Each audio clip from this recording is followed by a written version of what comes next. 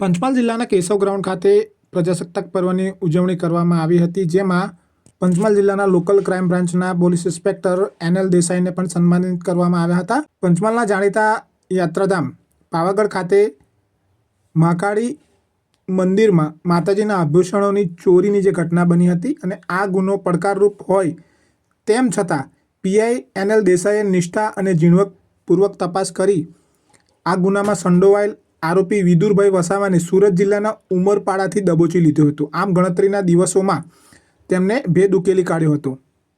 વધુમાં ગોધરા શહેરમાં તરખાટ મચાવતી સિકલીગર ગેંગના મુખ્ય સૂત્રધાર મલિંદરસિંહ ઉર્ફ મલ્લીને ઝડપી પાડ્યો હતો અને 8 ગુનાનો ભેદ ઉકેલ્યો હતો। સાથે ટીંબા ગામે જ્વેલર્સની ચોરીના બનાવમાં આરોપી દિલદારસિંહ બાવરી તેમજ આરોપી તારસિંહ સરદારને પણ તેમને ઝડપી લીધો। આમ ચોરીના ગુનાઓમાં ભેદ ઉકેલી પ્રશંસનીય કામગીરી કરવા બદલ ગુજરાત વિધાનસભાના ઉપાધ્યક્ષ જેઠાભાઈ ભરવાડના હસ્તે PI NL દેસાઈને સન્માનિત કરવામાં આવ્યા હતા।